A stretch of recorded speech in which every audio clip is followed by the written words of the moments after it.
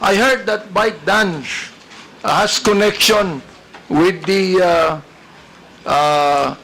Communist Party of China. Mr. Chair, no, that's not true, respectfully. So you have that information, it's not true. Mr. But I Chair, have some that's correct, information, it's it's not true. true. Yes, it's not Meron true, ako Mr. Chair. information na totoo. I'm Na sorry, mayroong Mr. Chair? koneksyon ang ByteDance sa People's Republic of China. Wala. No, Mr. Chair. Miss Peachy, I can see that you are a very good English speaker. Hello, good afternoon, Mr. Chair. Yes, you are a very good English speaker. Are you an American or a Filipino? Bisaya ko, sir. Yun. Bisaya pala. Bisaya pala. Oh, okay. Eh, kanina English ka na English, nakala ko, Amerikano ka eh. Mr. Diba? Chair, wa may makasabot og Bisaya diri. Gamay ra. Oh, Bisaya. makasabot si Chairman Bisaya. Makasabot Yes, sir. si Bisaya. May hapon, sir. Oh, Maayong hapon Kita po. mo. May hapon. Okay, Representative Abante. Mr. Chair, I'd like to ask you a question. Who owns TikTok? Mr. Chair, ByteDance is the parent company of TikTok. Who? ByteDance. ByteDance. Yes, Mr. Chair. Where is that located? What's the ByteDance. headquarters of ByteDance? I believe, Mr. Chair, the headquarters of ByteDance is in China. In China. Yes, Mr. Alright, Chair. ByteDance in China. I heard that ByteDance has connection with the Communist Party of China. Mr. Chair, no, that's not true, respectfully. So you have that information, it's not true. Mr. but I Chair, have some that's correct, information, it's it's not true. true. Yes, it's not Meron true, ako Mr. Chair. information na totoo. I'm Na sorry, mayroong Mr. Chair? koneksyon ang ByteDance sa People's Republic of China. Wala. No, Mr. Chair. The Chinese government Miss is... Peachy, Mr. Chair, no company in China can exist without any connection with the People's Republic of China. Communist Party of China. No company in China would ever exist without any connection with the Communist Party in China, Mr. Chair. Do you believe that? Mr. Chair, I'm happy to explain the ownership structure of ByteDance.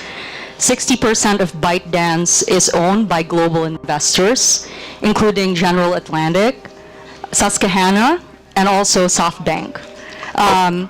Okay. The other 20%, Mr. Chair, is owned by ByteDance employees around the world, including in Southeast Asia. And another 20% is owned by the founder of ByteDance, who is a private citizen Mr. who I Chair, believe lives in Singapore now. Sorry, Mr. Chair. Mr. Chair, you have syllables, no? Mr. Chair, I don't actually care who owns it or who are the shareholders to it. What I'm just telling you is that if that is a Chinese company, headquarters in China, no company in China could ever exist without any connection with the Communist Party in China.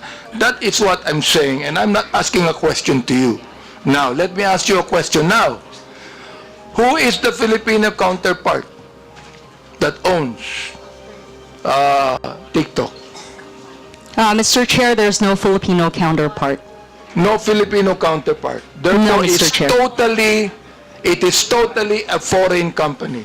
Mr. Chair, it is a company headquartered in Singapore and Los Angeles. So with that, Mr. Chair, it means that you do not have to pay taxes in the Philippines for that? Mr. Chair, we comply with all tax regulations that are imposed on us in this country.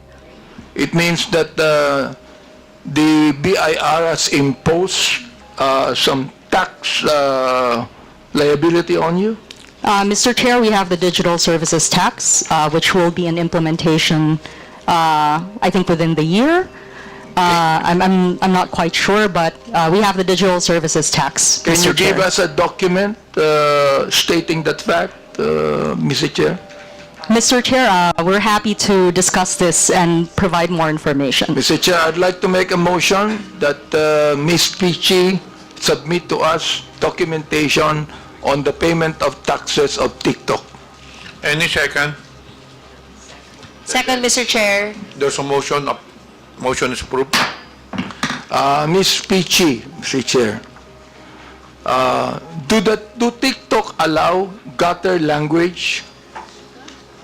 Mr. Chair, we strive to balance free expression with protecting user safety, Mr. Chair. Mr. Chair, is gutter language free expression? Let me ask you, are you a journalist or not? Mr. Chair, no. Okay, now, let me ask you now, being just a human being and a man and a person that believes in decency, does TikTok allow gutter language? Mr. Chair, Yes or no? Mr. Chair, we allow various expressions on the platform, but we do restrict profanity for You restrict underage, profanity. yes, for underage users. And sir. what do you do when you restrict profanity? It is not allowed on the For You feed, Well, Mr. Chair. here is an example of profanity right there. Hindi ko nga kayang basahin eh. Yes, Mr. Chair. This is profanity. That is profanity right here. Oh. Papabasa ko sa DS.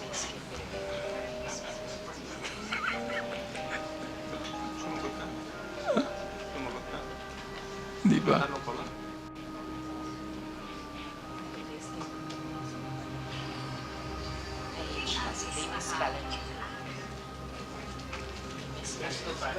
Oh.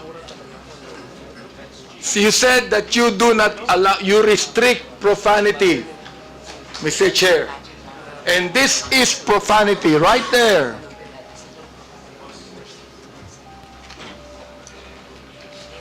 Understand, Mr. Chair. We do not allow hateful expression, if I may, Mr. Chair. We don't allow hate speech. Well, you should put this out then. Yes, Because Mr. Chair. you can be accountable to this. Mr. Chair, we're glad to work with this honorable committee to study the content that you are showing to us. All right? And I have also here some, not just profanity, but pornography. Dance, people who do not have bra, who only wear skimpy clothes, dancing in TikTok. Do you allow that? Mr. Chair, we do not allow pornography on the platform. Now, do you consider a woman without any bra at all, and you could be able to, it's now, tinatawag natin na wala nang naiwan sa imahinasyon. Eka nga, ano? Oo. Yung bang mga babae na nagsasayaw dito at naka-bikini o meron dito hindi ko na makita eh. You said you don't allow that. Here, for example, this one here. Ayan. Oh. Nakikita yung breast niya. You don't allow that. That's pornography, am I right? Mr. Chair, we're happy to once again work with this honorable committee to study the content that you're presenting to us Well, I'm so glad. so that Mr. we can Chair. coordinate. I'm so glad. Oh, kasi alam nyo, hindi ako sanay sa TikTok eh. Ngayon ko lang talaga tiningnan to maigi eh. Hindi. Ayan, tulad yan. What do you call this? Is that not pornography right there? Hindi naman, sexy lang eh. Sexy lang? Sexy lang. Sexy lang. Hindi. There's nothing left in the imagination dito eh. Meron naman. Wala na. Once you like a certain Yes, content. Oh, magawa siya. Unya. Pero na I'd like to ask my colleagues if they're agreeing with me or they're agreeing with TikTok. Anyway, Mr. Chair, I'm so glad that you will be working with us on that, no? But we would like to please now tell TikTok, I think that they would be more decent in what they're trying to portray, no? understand, Mr. Chair. Thank you very Maraming much. salamat. Boses, no? Oo. Oo. Galing mag-English eh. Bisaya ko, sir. Bisaya pa.